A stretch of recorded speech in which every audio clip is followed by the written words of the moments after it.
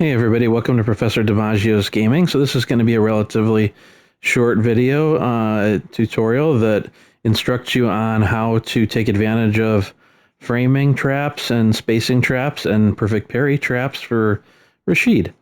So these are all traps that I have developed through training room and are tested through battle. So they work well. Most of them, the vast majority of them, all of them, really. And so, yeah, you can't go wrong with pretty much any of these. Rashid has a well-known problem of stubby normals because, to be perfectly frank, he doesn't really have a strong neutral game. So he's a very strong character in terms of corner pressure and mix-ups and skipping neutral, but in terms of neutral itself, it's a different story. So because of the stubby normals with things like his medium punch and his crouching medium kick, and even his heavy punch, which doesn't have that great of a range either, it means you're going to have to sort of like find workarounds. And basically the big workaround for a lot of these spacing and frame traps is going to be using drive rush. I mean, so that's sort of the name of the game with Street Fighter 6 is that you get plus frames through drive rush. So your strongest in general frame and spacing traps and setups, especially for frame traps, are going to come oftentimes out of drive rush, especially for Rashid. So we'll be taking a look at that, and all with a goal toward what? Like, obviously, all of this stuff is, at the end of the day, about how to get your opponent to the corner and beat up on them. So that's really the end goal here. Without any further wait, let's jump into it. We're going to start with the first frame trap, which is probably his best one, but, they're all expensive. So pretty much all of these, or a lot of them, are going to require something like 4 bars to take somebody to the corner. Really good frame and spacing traps. So I would say his best one of all is the one which is uninterruptible, which means the 2 buttons you're going to see here. People can't push anywhere in this process once the first button connects and shut you down. So the first one is going to be drive rush into standing medium punch into crouching medium. The reason why this is so good is because you automatically sort of space the person out if they block the first hit, as you can see here. And so you get that space right there, right? That's about a perfect amount of space for a crouching medium kick. And because you're so plus on the crouch or the medium punch, you could do crouching or standing, really. You're like +5 or something. That gives you enough time where the opponent can't push any button and interrupt. So you do the crouching medium kick, and from there you're going to drive rush cancel. If they continue to block, if they block high and then low, you can try to go for a throw after the crouching medium kick drive rush cancel. Or you can, if you connect on, let's say, the medium punch drive rush or the crouching medium kick in particular, you can go for more hits after that, as you see here. So whatever your corner carry that you want is, this is going to be the way to actually get it. This is very well spaced out. It does cost 4 bars, but it is tried and true in terms of taking someone to the quarter. The only way that an opponent can really stop this in terms of the pressure early on is they'd have to check your drive rush.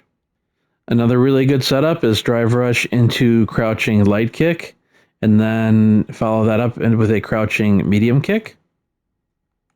After the crouching medium kick, say they block the crouching light and the crouching medium, you can drive rush cancel, and you're going to be plus here. And if you go into with these plus frames off the drive rush cancel, if you go into the standing medium punch, that's on drive rush, that's also going to be plus, even if they block. So you're going to be able to do another standing medium punch if they block this first one. And so basically, like, the question is, like, how long is somebody going to block, right? You've got the crouching light kick, the medium, the drive rush cancel into the standing medium, the next medium. Are they going to block through 4 hits? Probably not. It's probably likely that they're going to push a button before that.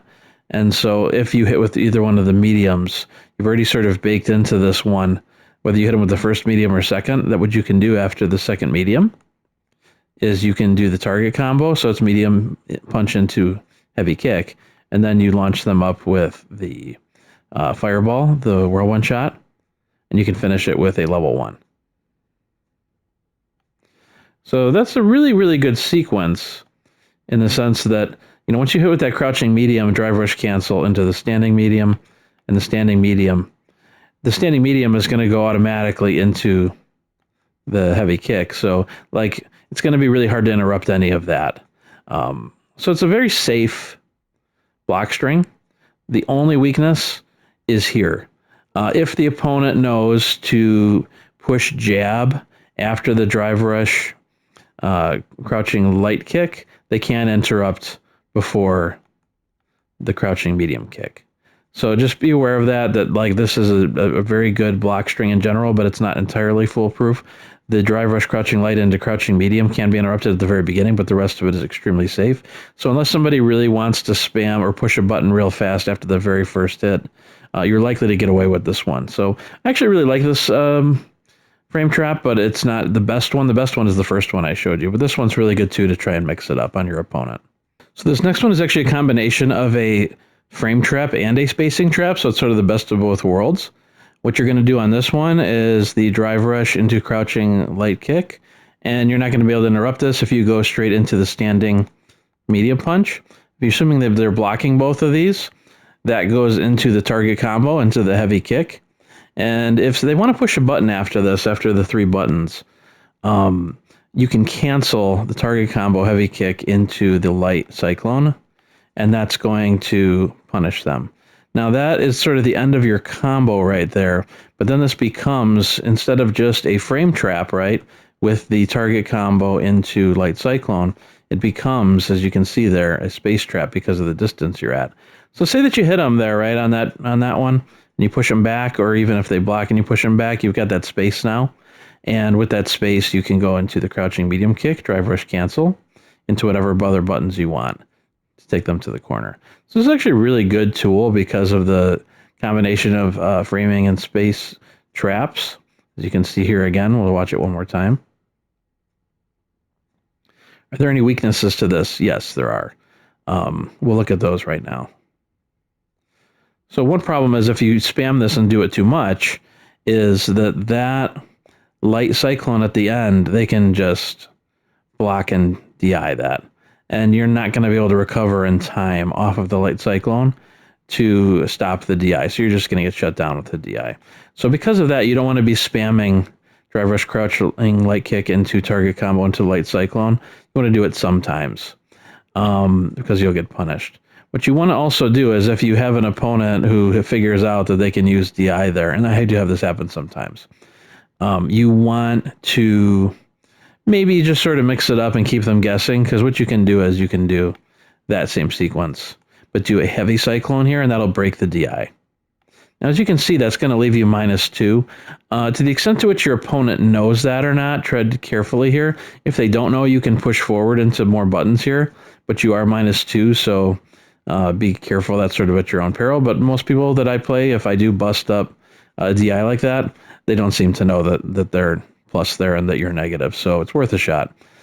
Okay, really just getting into spacing traps now. There are a number of these. The name of the game here, the key, is to find a sequence that's relatively safe. Now, because none of these are technically perfectly uninterruptible block strings like the original I showed you, the drive rush standing medium punch into crouching medium kick, because they often involve more buttons, but not always. It really just depends on how you space these out at the beginning, as long as you're aware of sort of the strengths and weaknesses of each one of these. So one really good one I've been working with lately is going at a really, really, really far distance. You want to make sure you sort of like catch them at the end of your standing heavy kick here, and it sort of hits them at the end of the move coming out, and you want to make sure that you hit them with it from a further distance rather than close. And if you do that on a drive rush, right, from really far away, you're going to get some good pushback there, right? So you can see like with like a jab in response, you're spaced well enough here if you do this properly that you can go straight into the crouching medium kick into the drive rush cancel there. So again, this is a really good setup option to take advantage of. As you can see here again, the heavy kick blocked onto crouching medium kick, drive rush cancel.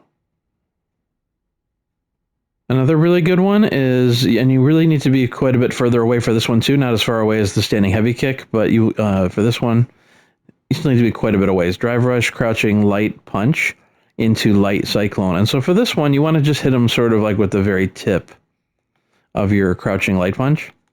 As you can see there, it's like right along the edge of the character. You're doing this from very, very far back, so you don't want to be too close when you do this. You want to be much further back. And then you go from the crouching light punch into the light cyclone, and that light cyclone is going to give really good pushback if you're far away when you hit the crouching light punch on their block. But now you've got that space here where you can again go for the crouching medium kick into the drive rush cancel. Now what you're going to find with most of these spacing traps is, do they work for every single button that the other character could push? No, it really sort of depends on the button.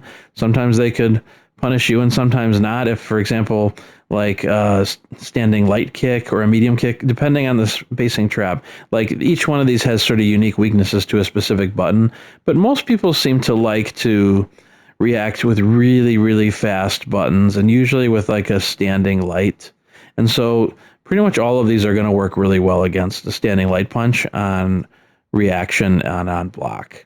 So this one is a good example of that, as you just saw here. The drive rush crouching light punch into light cyclone. As long as you do it properly and have it spaced properly. Another very good spacing trap is to go from drive rush into standing medium punch, and then follow that up with standing heavy punch into the light cyclone. And that's going to also push them out with space in terms of being able to counter that jab. And again, this one into the crouching light kick, drive rush cancel. It's a really good one. I use it a lot. Probably see it in my videos sometimes.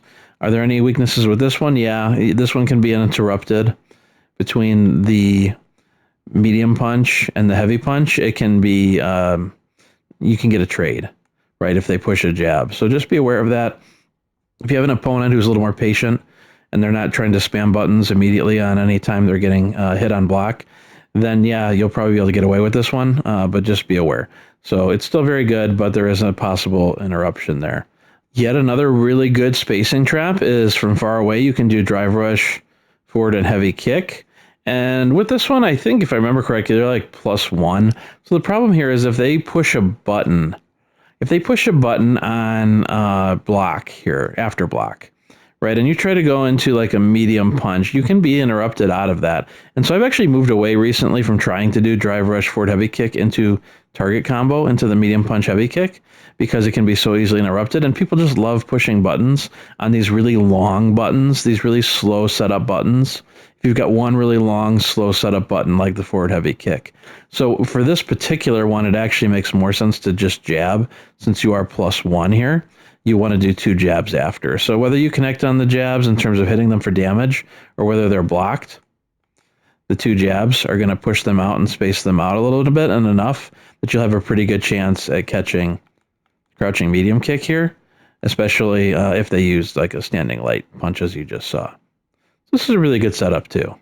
Okay, a couple really fun perfect parry traps. I actually have a whole video on this, so I'm not going to spend a lot of time on this, but I'll just show a couple of them if you didn't see the other video. One of them is the same thing you were seeing before, the drive rush crouching light kick into target combo, which is uninterruptible, into the light mixer. So this is one of those hit confirm things. Like if you don't connect on the crouching light kick or the target combo, it's best to not try and go for something like a heavy cyclone to continue your combo damage, or an EX cyclone. It's better to just go into the light mixer. And if the first time you're playing somebody, you don't really know what they're going to do, one safe thing to do is to just try to parry after this, because you're -3, and so that actually gives you an advantage, because the amount of time between them pushing a jab and hitting you, because you're minus, is going to make it more likely that you'll hit the parry on the last few frames and get a perfect parry. So it's actually a really good approach. Obviously, it has its weaknesses like anything. You want to do a target combo after in order to punish on your frame advantage, and then go into a combo after that. But like anything, there are disadvantages. Like if they see that you're doing the perfect parry after the light mixer, you probably don't want to do it again a second time, because they can just throw you. What if the opponent decides they want to throw you next time you try to do a perfect parry? A really good alternative setup, and this is like the safest one of all, is to do the drive rush crouching light punch, drive rush crouching medium punch. And because you're so plus here, you can actually push standing medium kick, without it being interrupted. And that's going to give a lot of pushback, as you can see, a decent amount at least.